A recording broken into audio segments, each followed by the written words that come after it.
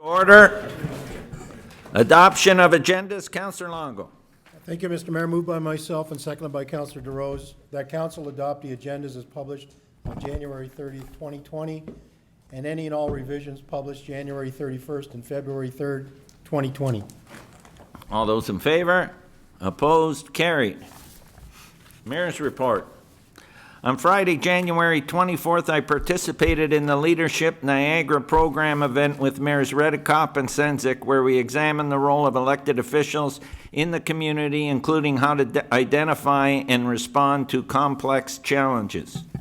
Sunday, January 26th, Councillor Sentence and I both participated in Niagara's Walk for Alzheimer's at Brock University. More than 10,000 seniors are living with dementia in Niagara. Globally, a person is diagnosed with Alzheimer's every 3 seconds. The walk raised over $125,000 to fight dementia and Alzheimer's, their biggest fundraiser of the year. Thursday, January 30th, Manoj Dawaria, our CAO, and I attended the South Niagara Chamber of Commerce Regional Chair's address featuring Jim Bradley as guest speaker. This event was held at the Americana Conference Resort in Niagara Falls. The annual Henderson's Minor Hockey Tournament held January 24th to 26th was a great success, and great crowds in Thorold that weekend. As well, last weekend, they had the weekend for all the travel teams, and all the Thorold teams in the Atom, Pee-wee, Bantam, and Midget divisions advanced to the next round. Nominations are now opening for 2020 Thorold Senior of the Year Awards. Nomination forms are available at Thorold City Hall, Ontario Paper, Thorold Seniors Centre, and the Thorold Public Library, the Thorold Arena, and the Thorold Community Activities Group. The deadline for submissions is March 23rd. The Exploring Alternative Housing Option Forum at Thorold Seniors on Thursday, January 30th was a successful event with excellent presentations. This was spearheaded by our age-friendly committee, and I think Councillor Neal is going to speak on that later. Am I correct? Okay. I attended Tuesday Mayor's Pancake Breakfast, which drew over 400 people to St. Catharines Market Square this morning. Proceed. Moved by myself, seconded by Councillor Wilson, that the Planning and Development Services Public Forum Committee meeting minutes of December 10th, 2019 be hereby adopted. Any errors or omissions?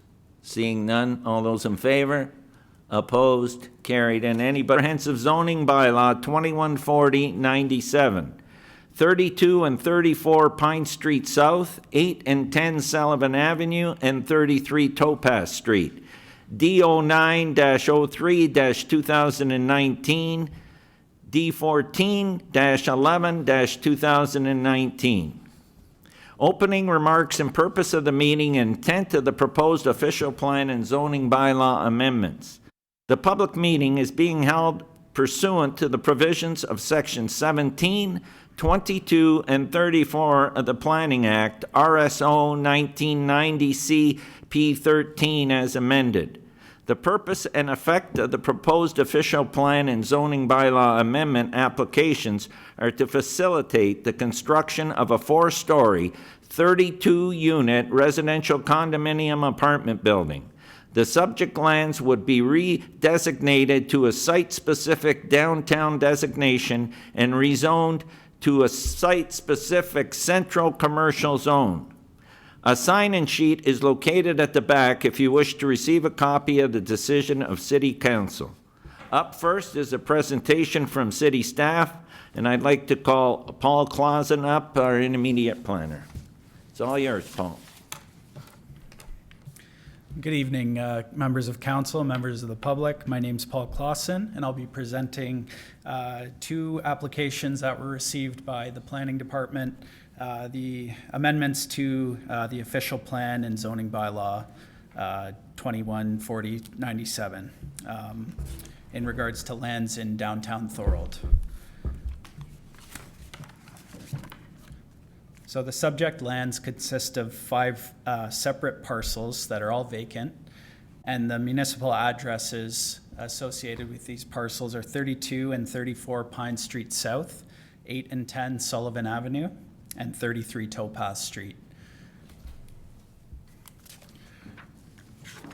The applications would facilitate the development of a 4-story, 32-unit condominium apartment building on the subject lands.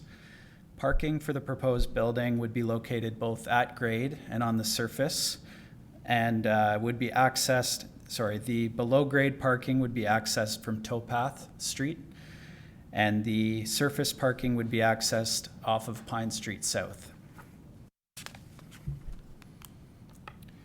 Preliminary building elevations were submitted by the applicant, and they indicate that the building will be clad with numerous, a variety of building materials. And just wanted to note that the exterior design of the building and site design will be finalized through a future application for site plan approval. The north elevation shows the view from the proposed surface parking lot, and the west elevation shows the view from Pine Street South. And pictured on the screen, the south elevation shows the view from Sullivan Avenue, and the east elevation shows the view from Towpath Street.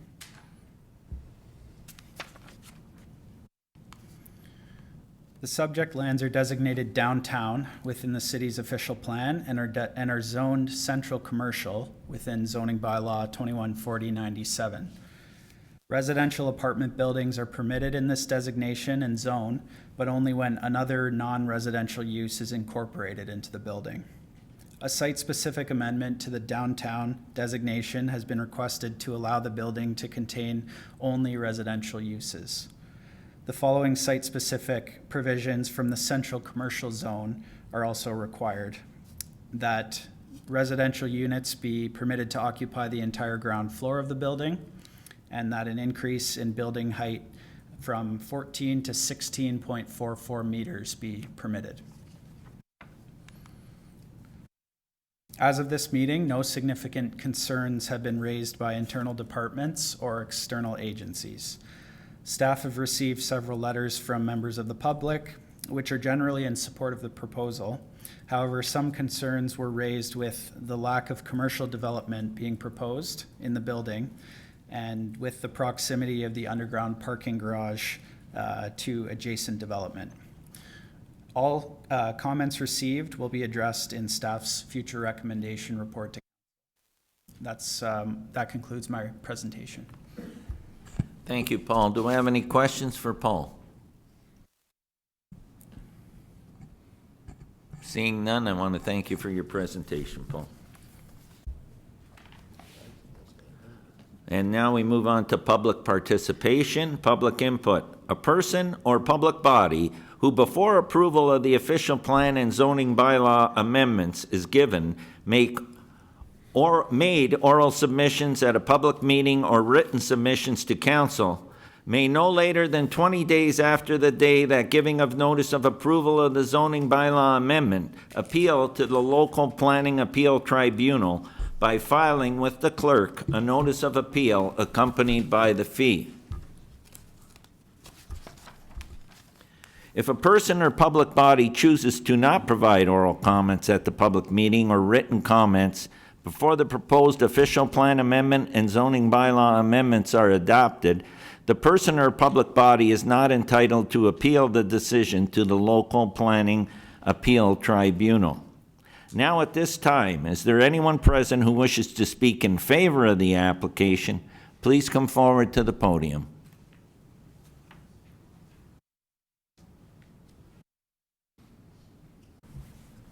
Good evening. Please state your name. Russ Neal. I'm with Ramondo Architects. I'm here with Joe Tamano, our planning consultant. If you have any questions for us, so hopefully we can answer them. Are there any questions at this time? Go ahead, Councillor Kenny. Our planner spoke about parking. How many spots would be available to, is it 32 units? Yeah, 32 units. So how many parking spots? 42.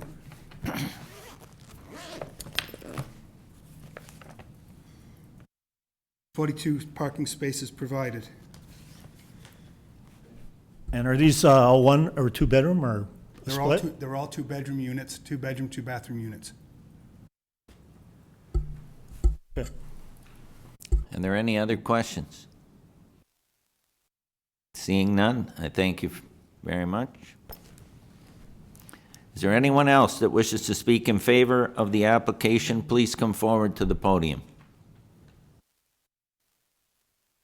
And one last time, if there's anyone else present who wishes to speak in favor of the application, please come forward to the podium.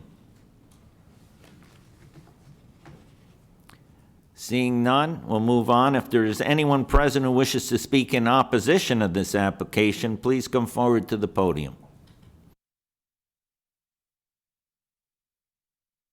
Anyone present who wishes to speak in opposition of the application, please come forward to the podium. And one last time, if there's anyone present who wishes to speak in opposition to the application, please come forward to the podium. Seeing none, closing remarks and closing of the meeting. This fulfills the requirements of the Planning Act, RSO 1990 CP 13, pursuant to sections 17, 22, and 34. The city's general committee will consider staff's recommendation report, which will subsequently be considered by city council at a future date. Anyone wishing to receive a copy of the city council's decision as a result of this application is asked to submit their request in writing to the city clerk. As such, the public meeting portion of this application is now closed.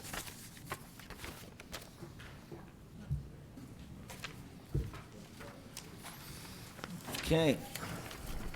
We'll move on to motions for support. And under City of Thorold, Councillor Neal. Thank you very much, Mr. Mayor.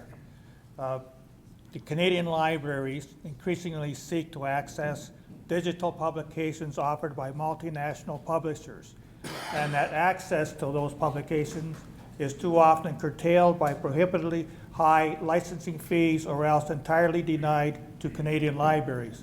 Therefore, Mr. Mayor, it's moved by myself, seconded by Councillor Decker, that whereas the City of Thorold recognizes the important role that libraries play in our community. Libraries and the early literacy programs that they run are integral in developing proficient readers and ensuring that children succeed in school. More and more digital literacy programs run by libraries also help ensure that citizens can contribute to our digital world. Additionally, vulnerable demographic groups, including seniors, low-income families, youth, and new Canadians rely on access to libraries as an important tool for their participation in the community. From education to searching for jobs to consuming Canadian cultural materials.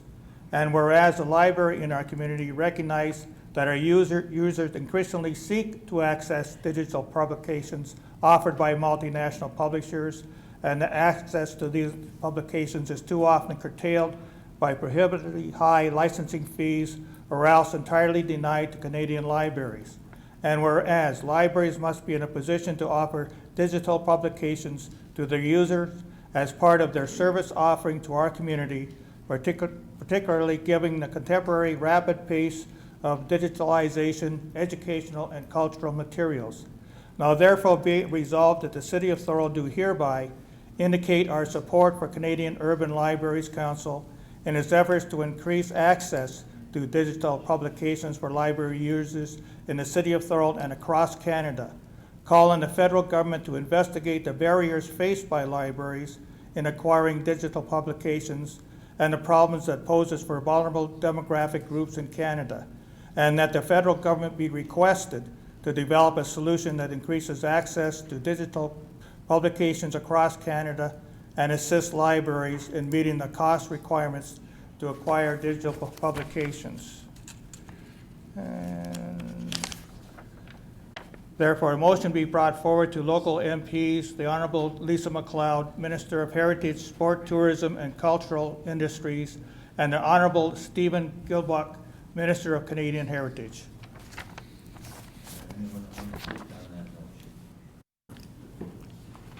Seeing that, all those in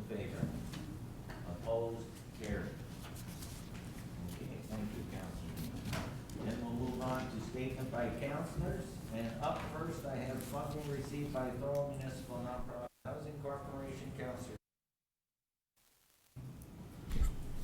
Yeah, I just wanted to give an update on, I was sent something by Tim Collins for the Thorold nonprofit. Yeah, our group has formally accepted Meridian's offer for both the construction and the financing. We've submitted a application to Meridian for, it's called a Good Neighbor Sponsorship Program, where they give, would waive the application fees of $60,000, which would be a saving to the build. And when we waived the DCs, we were told that, of course, if everybody's pitching in, they want to pitch in on it too. So it was good. We're moving forward with closing the agreement purchase and the sale of the property. The transaction is expected to close by the end of the month. And the site plan continues to progress. Comments from staff and the other agencies are currently being addressed by Tim. Thank you. Thank you, Councillor Kenny.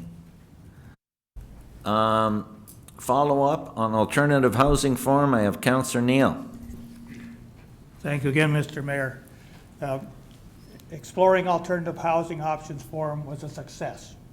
Presenters from the Niagara region, Canada Mortgage and Housing, the County of Simcoe, and Ina Grafton gave us information on long-term care complexes, life leases, funding programs that deal with affordable housing, alternative housing such as tiny homes, granny flats, second homes on residential property. Builders, architects, planners, engineers, Niagara Regional Housing, CMHC, all came together to discuss how to move forward on alternative affordable housing. Partnering is a key. A report will be coming forward in the near future with recommendations on initiatives to move forward on affordable and alternative housing programs. I want to thank Donna Delvecchio, Jean DeMilo-Swire, city staff, senior center, and the presenters and the volunteers for all their help in putting the alternative program forward. Thank you, Councillor Neal. It was a great morning and well received. Follow-up from Canada Summer Games motion and response received. Councillor Hanley. Thank you, Mr. Mayor. I appreciate the response we got from Doug Hamilton. It really still doesn't answer the question that everybody's been asking. It just deals with the last paragraph of my motion. Release the council for the corporation of the city of Thorold the final bid document cost, tender costs, winning bid costs for all Canada Game projects as per the motion herein. I can honestly say, I've been looking at it, the McCabe Center in Niagara Falls, as soon as they tendered it out, was released. The Boys and Girls Center was released. When they done the Meridian Center, it was released. When they done Begoing Bridge, it was released. I can tell you the projects for the last couple of decades that have been funded by the public, that when the project was awarded, they released the tender cost and what the cost for the project was going to be, but yet the chair and Mr. Hamilton and the committee themselves refused to do so. What other options do we take? I'm going to contact the Ombudsman office. Do we get a legal opinion? We're dealing with a lawyer, it's obviously, and he's given us a lawyer's opinion every time. I've talked to Jeff Birch last week. I talked to Wayne Gates last week. They're in agreement with me. It's a public document. It should be. It's 100% publicly funded. There's no reason we should not know the tender amount as to what it was and the full tender amount. He gives us conflicting numbers with the Canada Games building and that stuff. 85 million one time, 80 million another. The whole project at one time was 88. Then it went to 105. Then it went to 111. Is it because they want to be not known that they actually went over budget? Because the numbers right now show that they already actually are over budget by $5 million. From what he told us on December 3rd and what the letter that he sent to us as councilors this week, it's a difference of $5 million. So can we get a straight answer, a publicly released document as to what the tender amount was? Well, how do we go about it? Do I put a motion forward that we get legal advice? I find it amazing that they will not release the numbers. I think that if you read the letter, I would suggest, Councillor Hanley, that you contact him directly and have that discussion with him. That's not the way it's done. See, that's not That's not council procedure. Council procedure is we pass it as a motion as a councillor. I should not have to go to talk to Doug Hamilton personally, one-on-one, in regards to what I want. What I want is release to the council for the corporation of the city of Thorold the final bid document. I find it, why do I gotta go personally, one-on-one, and say to Doug Hamilton? I know the procurement policy's finished. He's stated that. I know the project's been awarded to Agricon. I should not, as a councillor, have to go and meet with the chair of the Canada Games personally because I have a concern. My concern is, what is the amount of the tender document for the entire Canada Games? Why is it so secretive? If it is 85 million as he states, it is now. He told us on December the 3rd, it was 111 million for the total project. Therefore, the project at the Henley is costing over $20 million itself, where he originally told us it was 14 million. They can't get their numbers straight, Mr. Mayor. I love doing my numbers. It's 111 million they told us in December. So I might seem critical with this, but to me, it's a very simple process. You award it, the contract to Agricon. What is the project? Because they came here and told us that it was $111 million for the total project. Why can't they tell us the number? Legally, I think we have a right to know. Councillor Kennedy. We do. Well, the email says that it's 85 million for the Canada Games Park, okay? The other money is for Henley, and there's all kinds of other events taking part throughout the Niagara region.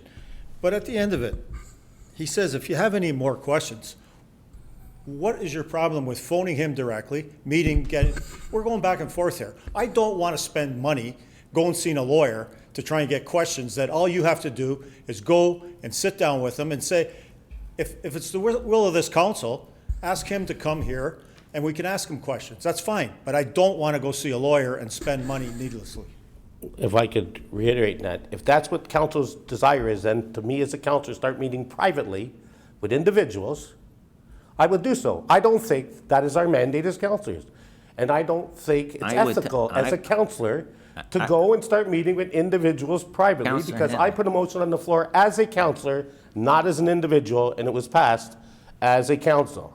I would say that I would say I'm not getting an for answer. Canada Games Park, which is our involvement. I would say secondly, that they're working through all the other things. I can tell you that we have hired a project management team, the consortium, so that we get regular updates, as you can see, and council will be made abreast on a regular basis of what's the project, where it's stated, how it's progressing. There is no secrets here, Councillor Hanlon. Council passed a motion, and you're wrong. We actually have a vested interest in the entire Canada Games because it's 100% publicly funded. It's our money. So we have a vested interest in all of it. And believe And- me, and the for- upper and levels for- of government for are not being able to monitoring tell us it, a and the number. region is on top of all their region is heavily involved in making sure that everything is being done according to what was stated, because they're the ones responsible for the cost overrun. So the protections have been put in place. See, that's the catch. They're responsible for the cost overrun. So if they never give us a figure, then we'll really not know how much the cost overrun is. Because then they can say that we didn't go over budget. It's as simple as this here. You've been awarded a contract. How much was the contract awarded for? So I, as a councillor, can do what my constituents or some have asked me to do. I'm not doing this because I want to. I don't know if you read my social page, but people are interested to know what this is going to cost. And I am too. Did you want to speak on to that at all, Jeff? Mr. Mayor, I don't have a lot to add other than the final, the email that came back from from the Canada Games was that the final cost was $85 million. I think the question that council wants to have answered is, what is the difference between the number that they gave us on December 3rd and the final finished product? I can speculate as to what the extras, the options, the alternative pricing might be, but it would be pure speculation. I think you want to hear that from Doug Hamilton himself. I know that Doug has offered to come back and answer any questions you might have. There still are some things that he will tell you that are going to be confidential. things that were negotiated in the final price. So he may not give you all the details. But I can say as once the tender is awarded and there's negotiations to take place, sometimes you add cost to the project in exchange for faster completion times to fast track the work. Sometimes there's alternatives that provide better, lower your operation cost. And those things aren't something that we're really party to. So I would suggest you invite Doug to come back to the council chambers. You can ask the questions, and then if you don't get the answers you want, then you can pursue the other options, possibly through a freedom of information request. Okay, are you good with that, Councillor Hanley? Yes, Mr. Mayor, I was going to do the freedom of information request anyways, and I'm going to speak to the ombudsman also too.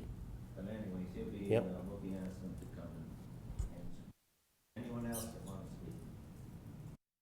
Go ahead, Councillor. Thank you, Mr. Mayor. I just want to point out, I did respond to Mr. Hamilton's email, but I did send it through the CAO. I thought it was the best way to do it instead of being one counselor trying to get answers.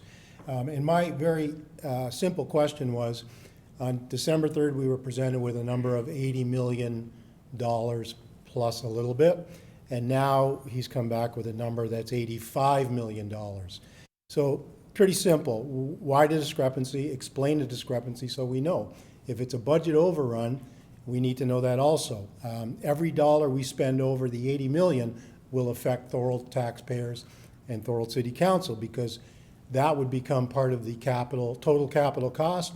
We would be responsible to fund that for the next 40 years. So that's why it's very critical. And I brought this up December 19th, and it wasn't for my own personal wanting to know. I was asked by a resident in the city, and I believe Councillor Hanley was asked the same question. I've been asked by a number of people, and we owe it to the people to understand, again, what it is we bought, how much it's going to cost, and when it's going to be ready. We need some very simple answers answered for us.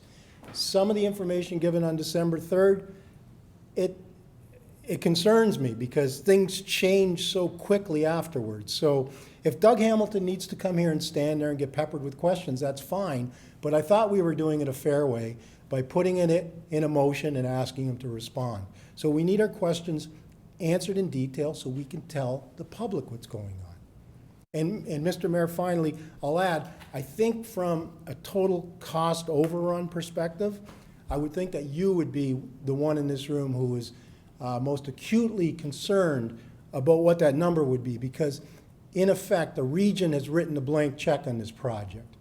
We're capped at $5,200,000 plus 38 years of operating expenses, but the region's responsible for overrun. So I think it's very important. And then believe me, the region is heavily involved to make sure that the project isn't going to go over budget, and that the total cost and what's there in the pot is not going to go over, and there's contingencies built in. So as our regional rep, maybe you can get in touch with the people at the region to explain where the $5 million is coming from and what it entails, because we don't have an answer yet, and we're concerned. Thank you. Well, the total project cost, I can tell you, is whatever the total project cost is, it's going to be the total project cost, and hopefully there's no overrun, that whatever jockeying or however they move things around, that's the dollars they have. Go ahead. Through Mr. Mayor, Councilor Longo, the question that you have forwarded to me, I have forwarded to Doug Hamilton for his response. As soon as I receive anything, I will forward it to yourself or the council.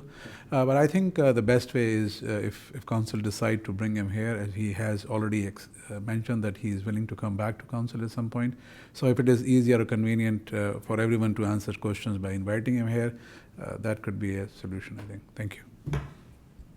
Okay, go ahead, Councillor Kenny. Yes, I would like to invite him like we suggested. I think we should probably email him or somebody the questions in advance so he has the answers that we're looking for. And I also think that we should ask him probably to come here quarterly between now and the build and give us an update so that everybody has an update. I think it could be, answer questions that we all have. Okay. Okay. So we'll do that. Feasibility of requiring new developments to build fences in the rear yards. Councilor Wilson. Thank you, Mr. Mayor. I recently spoke to a member of our community that lives in the new section of Confederation Heights. He shared some photos and videos with me of parties that were going on behind their home. And he had an amazing idea, actually, that if we were to require the builders to build fences in the backyard, we would reduce the potential of parties growing out of control. So what the video showed me and what he explained was, if you can imagine, like row houses and their backyards butting up against each other. So one house ends up having a party and a neighboring house down the way has a party, and what you end up with is this large football field that could potentially or has potentially broken out into a large party. And so what I'd like to do is make a motion to ask the planning department if they would bring back a recommendation to council to research a method including fencing into the development site plan, so that before the owner, before the builder relinquishes the ownership to the new owners, they have fencing put in, and therefore it may help us reduce these parties in the neighborhood. Okay, would you like to speak to that, Richard, our acting director of planning? Certainly we can do as Councillor Wilson suggests. We can investigate it and look at it, our opportunities, not only through site plan, but also in the subdivision agreement as well. Okay, can I get a seconder for that motion? I've got Councillor DeRose, and is there anyone that wants to speak to that motion? Go ahead, Councillor Sentence. I think it's a great idea. Is there any way, I don't know if it's possible, that's already been built, like where this place is, to go back and ask them to put fences up? I know they wouldn't be under any new bylaw, but can we ask them to, out of respect to the citizens that are having trouble, to put a fence up, or can that not be included? I think if the house has already been purchased and it's already released as part of a single detached dwelling or a townhouse dwelling, I think it would be difficult to get the developer to do that. Certainly it might be something you could look at if the place is being rented, and whether there's an opportunity through that at all, I'm not sure, but we can look at that and see what we can come up with for you. Yeah, thank you. Anyone else to speak on that? Go ahead, Councillor Wilson. Sorry, one thing I forgot to write down. I'm presuming that it would be for like the subdivisions, but if you bought property, like a large piece of property in a rural area, that we wouldn't make them fence that entire location. That would be expensive. I understand, yeah, thank you. Thank you. Okay. Okay, any further discussion on the motion? Seeing none, all those in favor? Opposed? Carried. And I have Councillor remuneration. Again, Councillor Wilson. Thank you, Mr. Mayor. After our last budget meeting, I had reviewed a report that Maria distributed to council. It did outline that in 2013, the staff reported that Thorold City Council was undercompensated by 27% in 2013, and the mayor was undercompensated by 34%. Council at that time voted to increase the mayor's remuneration, but not council. I can only assume it was for fear of being accused of giving themselves a raise.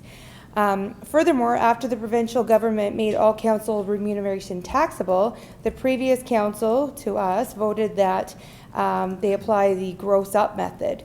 And that came into effect January 2019. Now, this method only normalized council who had individuals that didn't have any other income. So meaning any councillors here are currently working or have other employment, income, or potentially discriminated against in their pay.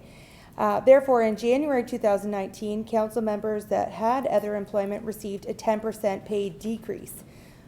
And really, when I did the math, those counselors are at least 4 years away from recovering any difference in pay from 2008 to their coworkers. I know that we wouldn't dream of asking our staff to reduce their pay by 10%, so why has council decided to do that for themselves? I don't think that this should be a subject that's uncomfortable for us to talk about. I do feel a bit nervous talking about it today because it looks maybe to the public that we're asking for a raise, but I believe that everyone should be paid fair. Their pay should be fair and equitable and in line with others in like municipalities.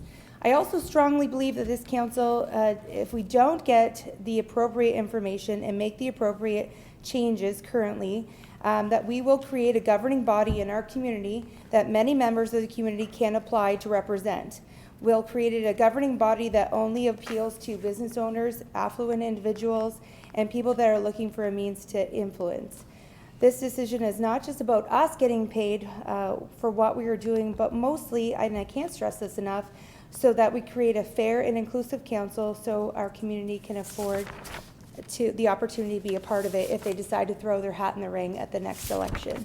So what I'd like to do is make a motion that council direct the CAO's office, which includes the HR department, to investigate the council remuneration of like-sized municipalities and townships within the Niagara region and bring a report back to council with recommendations as to how we should proceed to ensure our council is compensated fairly. Do I have a seconder for that motion? Councillor Hanley. Speakers to the motion? Seeing none. All those in favor? Opposed? Carried. Okay. We'll resolve now into general committee. And I'd like to call general committee to order. Any declarations of interest? Any declarations of interest? Are you doing the consent report? Well, we're on general committee, so if you have any declarations, you... Yeah, I'll claim a conflict on 2020-10. So I'd like to pull that one. That's under consent, so when we get to 2020-10, we'll do that different, and that's the letter of municipal significance for the Thorold Mounts Old Timers Hockey Tournament. And your reason is? You are. I'm a member of the association. Okay, thank you. Okay, so we have two delegations tonight, and our first delegation is from Steve Santo, our Manager of Public Works, and Reed, Director of Public Works and Community Services, report PWCS 2020-02. And Steve, welcome to the podium. Thank you, through you, Mr. Mayor. I'm here to present the winter control policy plan for the City of Thorold Public Works and Community Services. This is just a summary of the report and the policy. You were given the binder a couple weeks ago to review.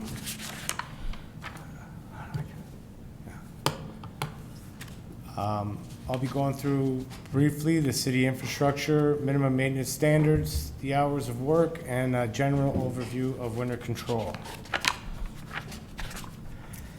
The City of Thorold has approximately 360 lane kilometers of road and counting, and approximately 120 kilometers of sidewalk and counting. We follow the minimum maintenance standards. The minimum maintenance standards are provincial guidelines that sets timeframes for actions per class of road to minimize liability on traffic and road incidents. The City of Thorold's level of service meets and often exceeds the minimum maintenance standards. The minimum maintenance standard section regarding snow removal is provided in the winter control policy plan binder. We just included the portion of winter control as from the minimum maintenance standards, so it's not so bulky. This is a chart which you'll find in the minimum maintenance standards, which identifies the road classes and the time frames. The City of Thorold maintains class 3, 4, 5, and some 6 roadways. An example, Pine Street, once snow is accumulated to 8 centimeters, the city has 12 hours to begin snow removal. The hours of service and the city's CVOR go hand in hand when trying to manage winter control operations. When managing snow removal staff, various rules from different parties come into play. So we have an agreement that we have to, with the Ministry of Labor agreement with CUPE for a maximum of 60 hours per week. So that's 40 regular hours and 20 overtime hours. We also have to follow the Ministry of Transportation CVOR hours of service rules. 13 hours max driving time in a day, or 14 hours max on duty, with a minimum of 8 consecutive hours off in a day. So just to talk on that, so a day consists of 24 hours. You're required to have 10 hours off in a day in a 24-hour period, 8 of them being consecutive.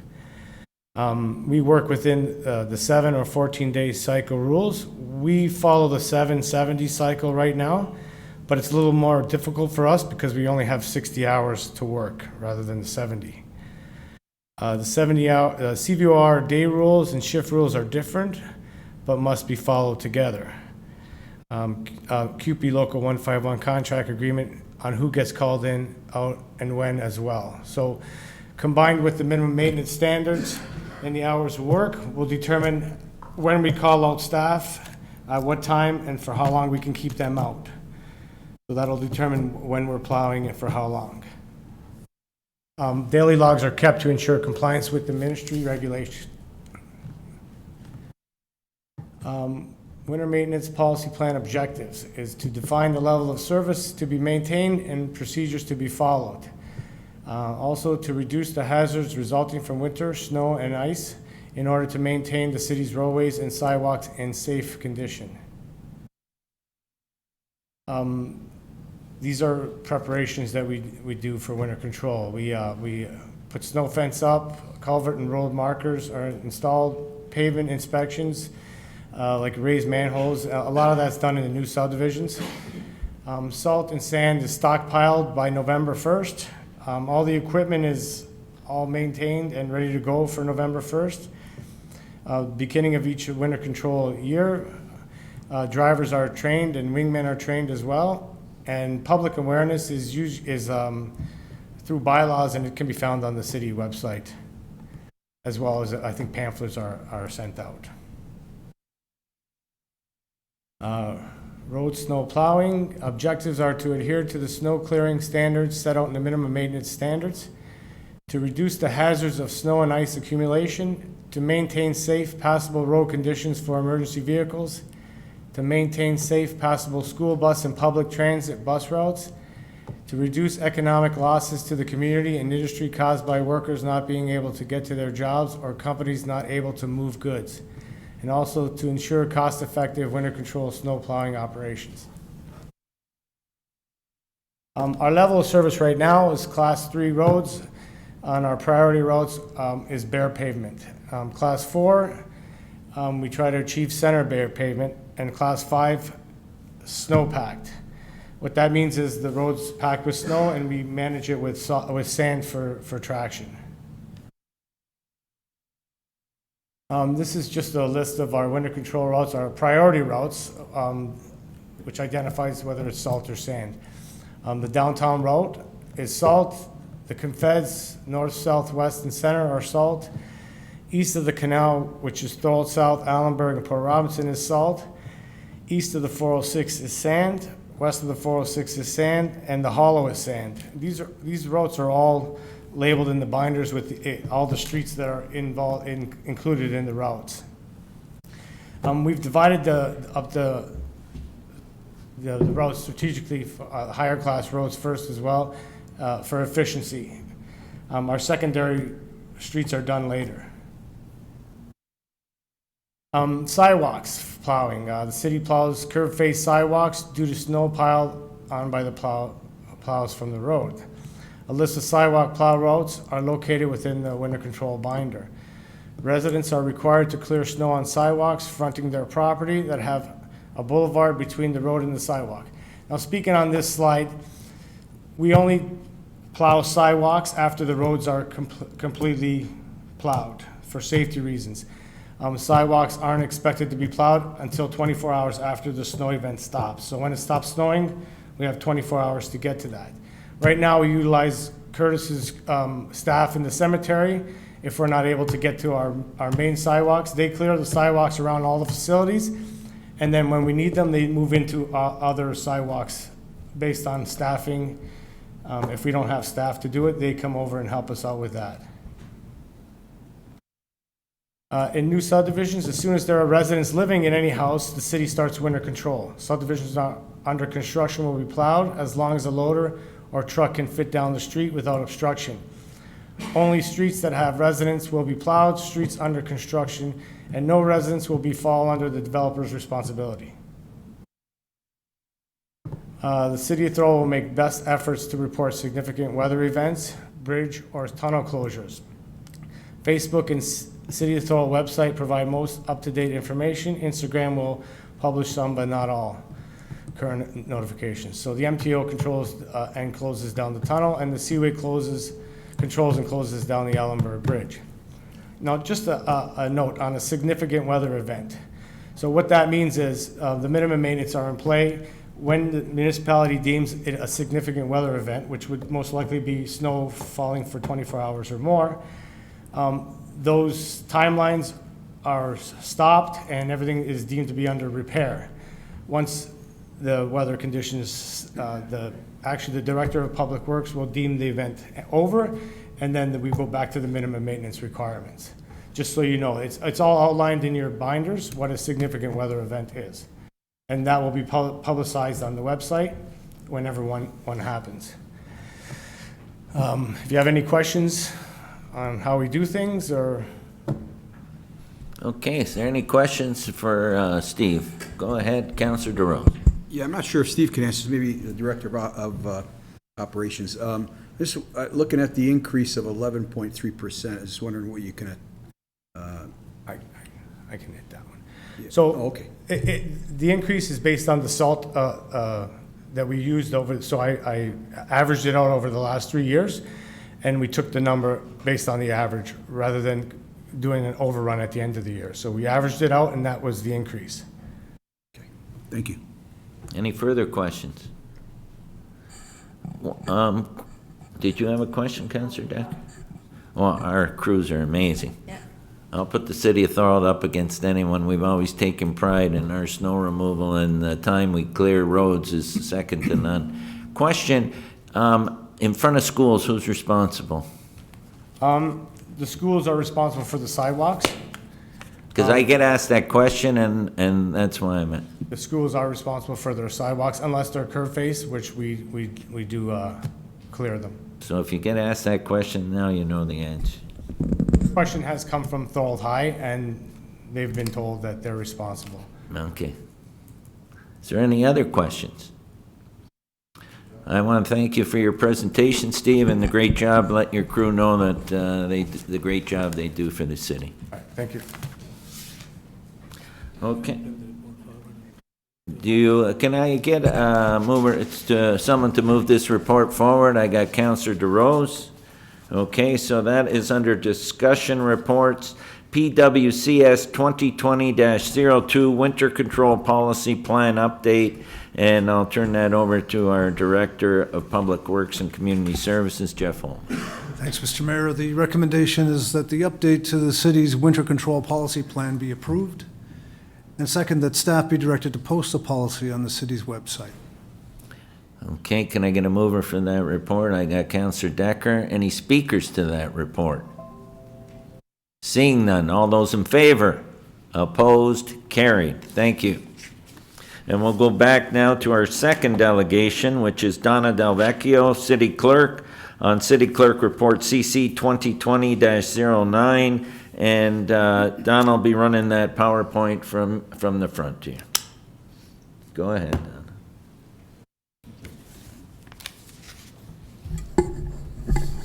The next slide. So the last time that our procedure bylaw was reviewed was in 2017, and at that time there was a commitment that we review this document every 2 years to ensure that we're always compliant and we're utilizing best practices in municipal government and also making sure that this document works for our purposes. So this current review was completed in December of 2019. There's only one bigger item that's being recommended to the procedure bylaw, and the balance of the amendments really relate to housekeeping items. A number of definitions have been added or better clarified in the document. The words currently appear throughout the document, but they were not defined. There's been a definition of electronic devices is being added, which would coincide with section 3.0 of the procedure bylaw. The purpose of that was related to what's happened locally with electronic devices in the last couple of years. Section 1.0 discusses purposes and principles. This has been added, and it's just a reminder of the purpose and the intent of a procedure bylaw, and it outlines that the expectations that each member has the right to expect during a meeting. Section 5.5, the word draft has been removed, and that's relating to the council schedule. Because we reference it in the clauses before, it says our meetings will be the first and third. It's really not a draft schedule, so the removal of draft is appropriate. Closed session has actually been renamed closed meeting because the proceedings are actually a meeting. They're not a session, it's a meeting. Section 5.18, this talks about when the mayor can call a special meeting. So the addition of the word "or" has been added, so it reads that the mayor should have the right to call a meeting of council without a petition of council. This has been our practice all along, but it has been challenged in the last year. So the new wording permits both the mayor or a petition of councilors to call a special meeting if so required. The structure of the agenda is the biggest change that's being proposed. And since council and general committee occur on the same night in committee of the whole, staff is recommending that we eliminate the use of the general committee agenda and place everything on one single council agenda. So the new agenda would look like the following. So we still have call to order like we do. We would be adding a First Nations acknowledgement, just blessing of the land that we're on, and each councillor will have a turn at reading this. Declarations of interest, motions to adopt agendas, approve minutes, mayor's report. We've moved up public meetings because our current bylaw says that the regional councillor goes first. But when we advertise public meetings, we say they start at 6:30. A regional councillor could be speaking till about 7 o'clock. I think we owe it to the public to allow them the opportunity, since they've come, and then the regional councillor could follow after that. We still have civic recognitions, presentations, motion for council support. We've moved up the motion to receive and file or adopt recommendations from council committees and boards. Statements by councillor. This next section is really where general committee would begin. So if we had anyone who wanted to speak to a general committee report, they would speak at this point. We do our consent reports, our discussion reports. We do our notice of motion. At that time, in this way, if there's any councillors that wanted to put a notice of motion that was subject to something that was discussed in general committee, you don't have to wait for the next meeting. You could do it that same night. An in-camera session, if required. So we would still rise, go into the back room. When we're done, come back into council chambers, pass the bylaws, and then do our adjournment. So that's what the structure would look like. Section 13 talks about it more streamlines and rewords clearer language for council and public conduct. There's a section for council conduct, and there's a section for public. Section 14, where there's presentations that occur. Presentations are typically for information purposes only. So if a presenter is typically seeking some sort of action from council, they're a delegation. They want something from you. They're not just simply presenting for information purposes. So the words "or receive input from council" has been removed from a presenter, from a delegation. Section 14.4, it's the responsibility of the clerk to manage the agenda, which includes reducing the number of presentations as necessary. That's been our practice all along. Our language states that the number could be reduced, but it didn't give any authority as to who could do that, so the clerk has been added into that. 1410 talks about delegations. So there's a sentence that's been added that reminds councilors that they may address delegates to ask questions and clarification and not to express opinions or enter into debate or discussion. 1412, this was a new addition. So when there's a delegation to a specific report, right now you pass a motion to advance that report. It will automatically come forward at that time, and you'll no longer have to require a motion to move that report forward. 1413, if an individual presented at a public meeting, when that report came back, they would not have an opportunity a second time to come forward unless they're presenting some type of new information. Public meetings can be held for matters other than planning, so the reference to Planning Act specifically has been removed. 1511 talks about the amount of time that councilors can ask questions or speak. So currently, councils have potentially a total of 11 minutes to speak, 5 minutes, 3 minutes, then an additional 3 minutes if 2/3 of a vote of council approves it. So we're proposing 5 minutes and then 3 minutes. So you'd have a total of 8 minutes to speak. And likely, if something like this required a longer discussion, it's not the first time this matter is coming before council. So you have ample opportunity to speak to that matter. Motions, because we will be conducting all business in council, we'll have to have a mover and a seconder for everything. Reconsideration, one change to that is that if the item that has been added as follows, that when a resolution was decided by council, you won't be able to reconsider if the action has been taken in implementing the resolution. That would result in legally binding commitments that are in place on the date that the motion is considered. So if we've signed documents to enter into something and then you want to reconsider, there wouldn't be that opportunity to do that because we could be legally have some penalties or responsibilities. So I have attached to my report a copy of the proposed procedure bylaw, and all the changes are highlighted in yellow.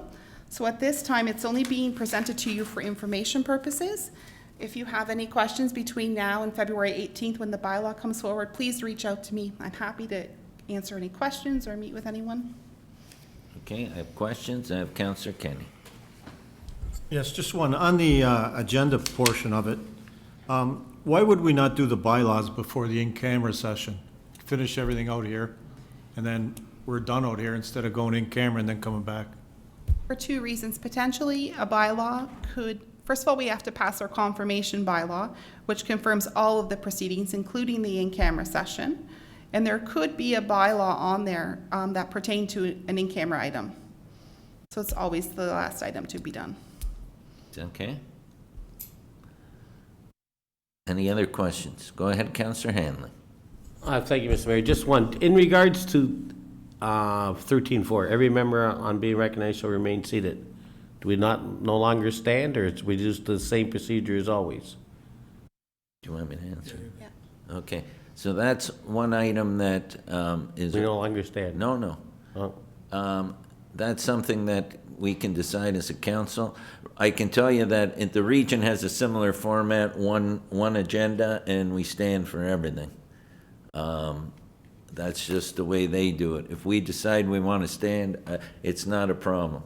I think that's something we can have a discussion on, and whether we want to stand or stay seated. I can tell you that we run a similar format at the region, and we stand for the items. So, okay, something to think about for when the report comes forward next time. Thank you. Okay, go ahead, Councillor Wilson. Thank you, Mr. Mayor. Apparently I never turned my thing off. I just had a question about the last point, but I can't seem to pull it back up. Could you explain that to us, Donna? So we're losing our right to reconsider something we voted on? Only if a legal binding document has been signed, and there would be some type of repercussions if we tried to get out of it. Okay, but isn't that part of reconsideration? I guess I just don't want to bind us to something. What happens if we enter in an agreement and some new information comes up and we want to reconsider it, and as a council we're willing to, we understand the risk of being legally binding and want to take that are willing to take it on based on the information. Like, it's just a general statement. Just worries me to have something in place that I totally think at binds our that point, hands. council can waive their right. They could waive the rules for the reconsideration. But I also think that if you're passing, let's use a construction project, for example, and you decide you don't want to do that project, you want to do something else, what happens at that point when we've already signed contracts and agreements? We're gonna get sued, likely, or have some type of repercussion if we try and get out of it. So how would you handle something like that? That's the reason that was included. Yeah, I can see it not being something we would want to do, but there might be circumstances where it's something we need to do. I would recommend at that point to waive that rule and deal with that specific item at that time. Okay. Okay. Any further questions? Okay. Seeing none, then we'll move into discussion reports and we'll do CC. No, we're gonna do the procedure bylaw report. 2020-09 procedure bylaw review. Can I get a mover for that one? I've got Counselor Hanley. I need a seconder. No seconder. Counselor Sentence. Okay. Are there any further discussion on that? That's regarding the Read the recommendation? Yep. So the recommendation is that Appendix A for procedure bylaw be received for information purposes, and that a bylaw to adopt a new procedure bylaw be presented at the February 18th council meeting with an implementation date of March the 3rd, 2020. Okay. Any further discussion? All those in favor? Opposed? Carried. Okay. So now we're going to move back to, we had a call for a report brought forward from consent because Councillor Kenny's declared a conflict. So CC 2020-10, can I get a mover for that report? Councillor Hanley and I. Okay, speakers to that report. Or let's, I'll turn that over to our city clerk, Donna Delbecq. I can take it. Oh, who's doing that? Oh, I'm sorry, Deputy Clerk Joanne Goulet. No problem. Through you, Mr. Mayor.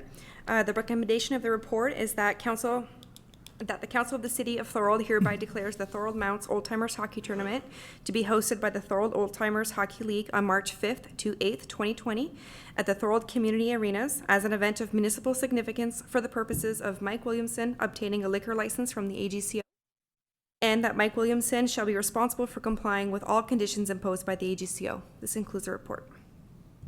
Any speakers to that report? Seeing none, all those in favor? Opposed, carried, and note that Councillor Kenny did not vote and he declared a conflict, okay? And the rest of, there's two other reports. Are there any of those reports that want to be brought forward? I've got Councillor Neal. Yeah, CC 2020-08. The first one on the attachments, and that's BWCS Director, 5 Ormond Street South. And I just like to make sure that this letter from the resident gets forwarded to the Operations Department to take a look at the driveway situation. I was out there to take a look at it, and I think they have a legal right to get into their driveway, into their garage, which is off of next to the Legion. So I want to make sure that that is followed through. Okay, Jeff, will you look after that and report back? Okay, so that has been that will be looked into. Do you want to move this? I will move the report. I will move the report. Okay, and I'll turn that over again to our city clerk. Who's doing? Do you want to read one of this council correspondence? The recommendation is that council receive and file the items listed in the clerk's report, CC 2020-08. Any speakers? Seeing none, all those in favor? Opposed, carried. That leaves one left. That's CC 2020-05, summary of grant applications made by the City of Thorold in 2019. And I'll turn that over to, are you speaking on that? It's a consent report. No one pulled it forward. All those in favor? Opposed? Carried. Okay, we'll move into the rest of the discussion reports. We're now going to move into PWCS 2020-04, Fire Station 2 boiler replacement, and I'll turn that over to our Director of Public Works and Community Services, Jeff. Thanks, Mr. Mayor. The recommendation is that council be informed of an approved emergency repair to the glycol boiler located at Fire Station 2 in the upset limit of $19,992.50, HST excluded, as approved by the CAO in accordance with Policy 300-17, funded by the Municipal Land and Building Reserves. Can I get a mover for that report? Councillor Sentence. Speakers to the report. I just want to say we had a similar problem in the senior center with contamination. And I see that with the fixes that you're looking at, making sure it has a proper filter system. So this isn't the first time we've had that issue, and it's good that we know what we have to do to make sure it doesn't happen again. Okay. I get a mover for that one, Councillor Sentence, right? Okay, any further speakers? Seeing none, all those in favor? Opposed? Carried. PWCS 2020-06, Thorold Arena Minor Lacrosse Rate. And again, I'll turn this over to the Director of Public Works and Community Services, Jeff. Thank you, Mr. Mayor. The recommendation, number one, that council approve an additional arena rental rate to support the growth of minor lacrosse in Thorold, introducing a youth rate for those 21 years of age and younger at $40 per hour. And second, that council waive the floor rental fee for the Soft Lax program for kids 3 to 4 years of age. Okay, can I get a mover for that report? Councillor Neal, speaker to this report. Councillor Neal. Just, did we get the information from other communities in order to get the proper rate that we're going to charge? I think that's why we're doing this, but does anyone want to speak to this? I'll get our manager of facilities and recreation, Curtis Drain. Yeah, through you, Mr. Mayor. So what actually took place is that the Minor Lacrosse Association reached out to us regarding interest in moving them from their current home to Thorold. And this is sort of what transpired is the report in front of you. They're introducing a program which is actually free for 3 and 4-year-old kids, and they're looking for a municipality to support that specifically, where other municipalities haven't really entertained that to this point. They've sort of heard it, but they're not necessarily willing to support that, but they're really trying to grow their sport, and they approached us looking for a partner, essentially. Okay, do you want? Thank you. Okay, I've got Councillor Hanlon. I support the motion. I just like to say, I think it's a great opportunity, you know, that stuff. We're always talking about the kids are focused on the TV and internet and that stuff and need to get more exercise and be more out at playing soccer and different sports, whatever. So I'm more than happy that if our municipality can step forward and be the ones to give them the opportunity, I'm all for it. Thank you, Councillor Hanley. I got Councillor Sentence. And then I have Councillor Longo. Are you next? Yeah, okay. Through you, yeah, this is a great opportunity. They want to be here. This is a great summer tenant for our buildings, and if we can get them here and have them here steady, then it's a win-win for the city of Thorold. Okay, and I got Councillor Longo. Thank you, Mr. Mayor. Through you to Curtis. Curtis, can you tell us what it costs to run the arenas hourly? I know we were charging $50 an hour. Now we're dropping it to $40.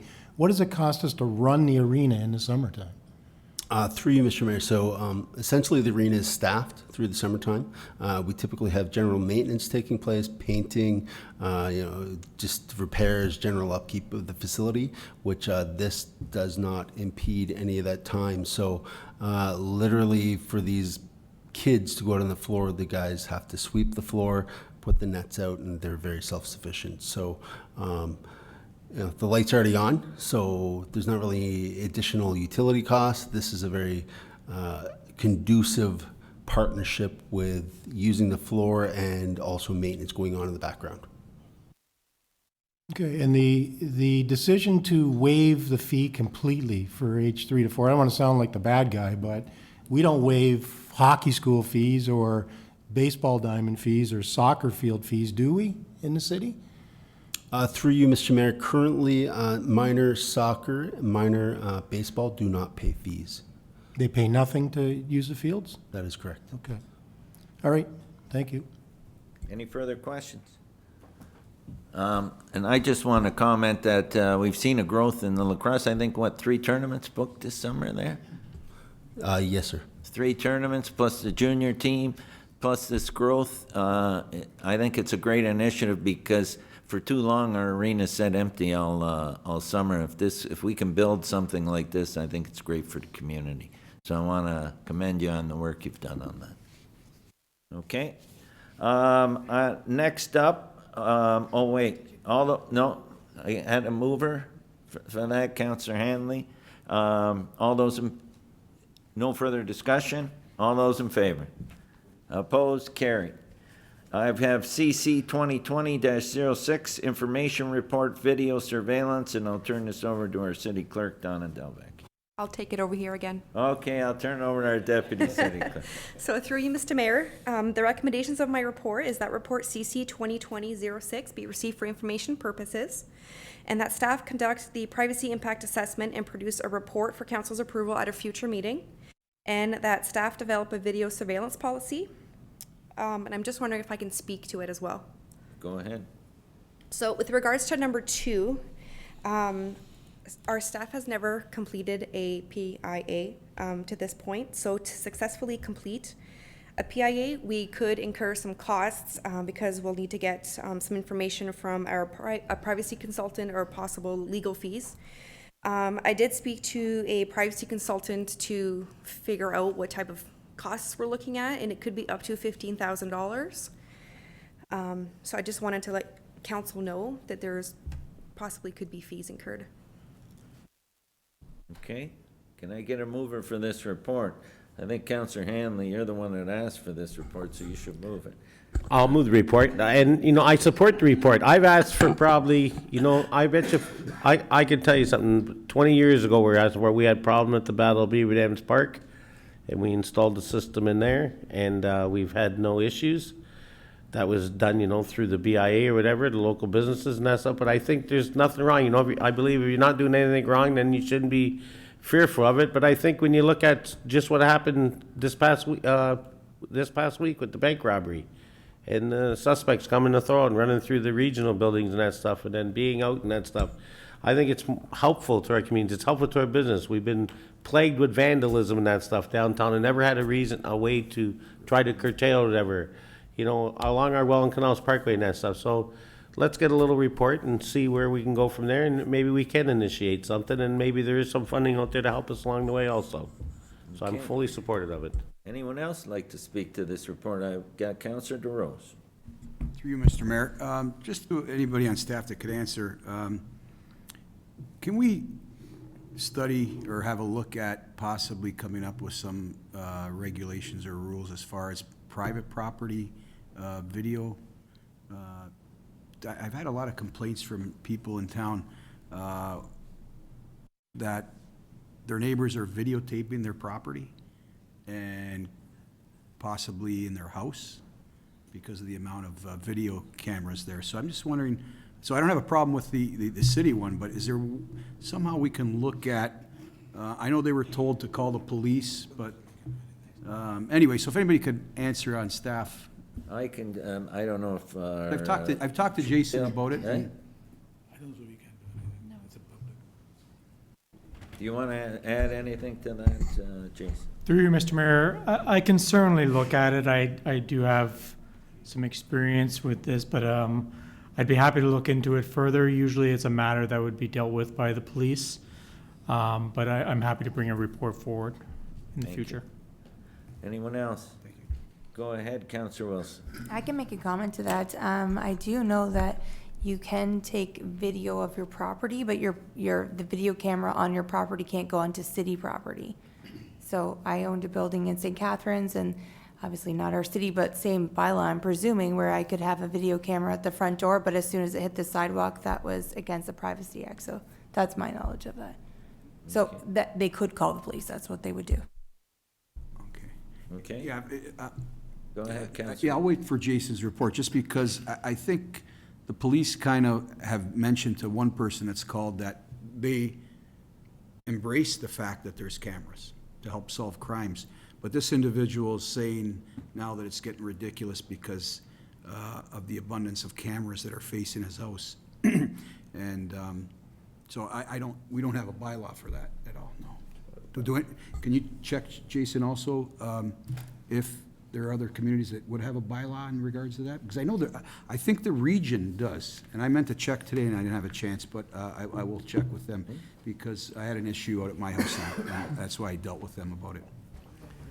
Okay, I just want to say, when you're working on that, I would suggest that you speak with the City of St. Catharines, because the City of St. Catharines has already implemented a system in the downtown area, so I'm sure they've done a lot of this background study already, and we may be able to utilize some of what they're doing, okay? I'll do that, thank you. Yeah. Okay, so I had a mover, I had Councillor Hanley, speakers, I still, Councillor Kenny. Yeah, I just have a question on, if we do go forward with this, like somebody has requested, Friends of Laura Secord install cameras at DQ Park. Like, in the report, is it gonna suggest how we're gonna decide where they're gonna go, or? At this point, I'm not sure what a PIA would look like. Like I said, we haven't done one yet, so I'm not sure what it entails at this point. But I do know Laura Secord does want to have cameras up there, so I'm sure we'll be looking in that area as well. The reason I'm saying this, they want cameras there. Well, other people are going to want cameras at McMillan Park. People in Port Robinson are going to want cameras at their park. Like, this could open lots of trouble for us. That's all. I'll turn that over to our city clerk. So through you, Mr. Mayor, what a privacy impact assessment will do is basically troubleshoot for you the problems you could have if you improperly put up cameras. If you don't do a privacy impact assessment, you run the risk of privacy breaches. You run the risk of the privacy commissioner coming. So what we're going to do is run through like a general statement, and then it would be up to council to decide where they wish to install those cameras. It wouldn't be necessarily part of this this PIA at this point. This is just to get that ball rolling. Okay. Any further discussion? Seeing none, all those in favor? Opposed? Carried. Okay. So before we go to in camera, we'll go back and do the minutes. What's that? Oh. Yeah. Where's that?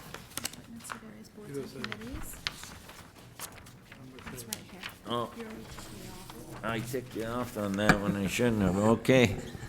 We got one more discussion report. It's CC 2020-07, appointment to various boards and committees. And once again, I'll turn that over to Donna Delvecchio, our city clerk. So thank you, Mr. Mayor.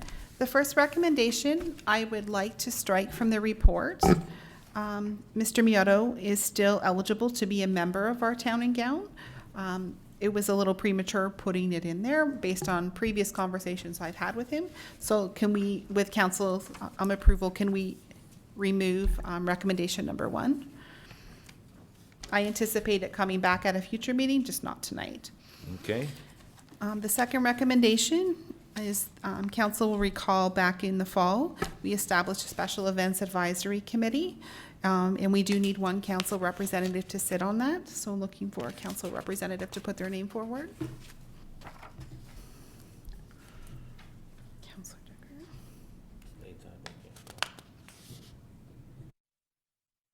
So the floor is open for. No, Councilor Decker. Oh, Councilor Decker. We have anyone else? I'll vote it. Okay. Can I get a mover to move Councilor Decker? I got Councilor Hanley. All those in favor? Opposed? Carried. The third recommendation is that council appoint individuals to the Special Events Advisory Committee. There is a package on everybody's desk this evening. There are 8 applications, and our terms of reference currently state for 7 at-large members.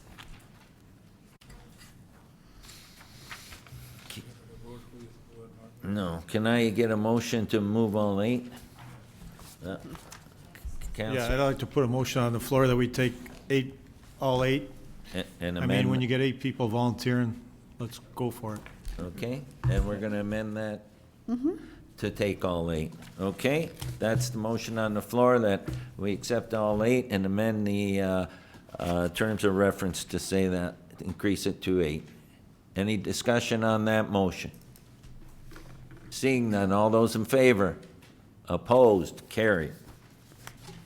The 4th recommendation is that council accept the resignation from Diana Dentino from the BIA Executive and as well as Chair of the BIA Marketing Committee. My understanding is that someone has come forward and wants to assume that, so I would imagine at our next meeting, I'd probably be bringing forward a revised bylaw to appoint that person. Okay, so we have that, do we have, we have to pass it? No. Okay. The 5th recommendation is that council establish a Canada Summer Games 13 and 13 ad hoc committee comprised of 1 council representative and various members of staff. So I'd be looking for a council rep to that committee. Okay, do I have any volunteers for that? Counselor Decker? Anyone else? And don't, if you're not, put your name forward, you can still be part of helping out and come to the meeting, so don't think that, you know. Daytime meetings, eh? Well, likely, but I'm not 100% sure yet, Counselor Henley. Okay, so we have that. Counselor Decker, anyone else? Seeing none, all those in favor? Opposed? Carried. And the last recommendation is that yeah, that's done. Active transportation. Oh, yeah. Can I also add a second or an additional recommendation? We have been doing ongoing recruitment for a few committees, one of them being the Active Transportation Committee. So there's 1 application before you this evening, and we have 5 vacancies currently, so there's room. Can I get a mover for that name put forward? I got Counselor DeRose. Anyone else want to speak to that? Seeing none, all those in favor? Opposed? Carried. Is there anyone else now? So just to sum up, the appointment to Active Transportation Committee, that would be Vincent Bertoya, and the members of the Special Events Committee would be John Azzoli, Marcia Coppola,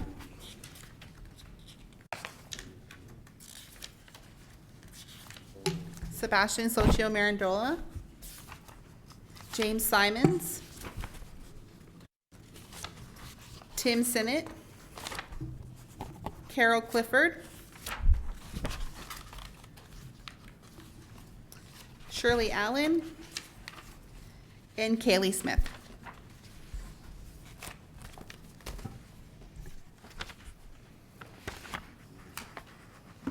You okay? Okay, so before we go in camera, we're gonna move back into regular council to deal with the council committee and board meeting minutes. Do we need this too? Or no, we gotta wait? Yeah. Okay, council committee and board meeting minutes. Minutes to review for information purposes. Councilor Longo.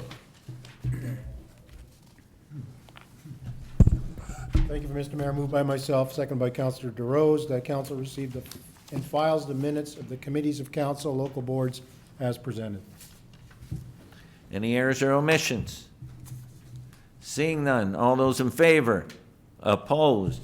Carried. Okay, now we're gonna go back into general committee to go in camera.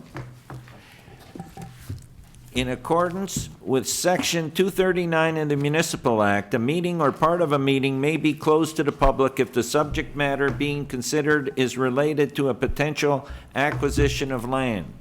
Could I have a motion to move into closed section to discuss the Chief Administration Officer's verbal report, Fire Station Lands, to adopt the minutes of the in-camera General Committee meeting minutes of January 21st, 2020, and to adopt the minutes of the in-camera General Committee meeting minutes of January 28th, 2020. Can I have a motion to go in camera? I got Councilor Wilson.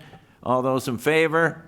Opposed? Carried. So we'll go into camera now for those discussions.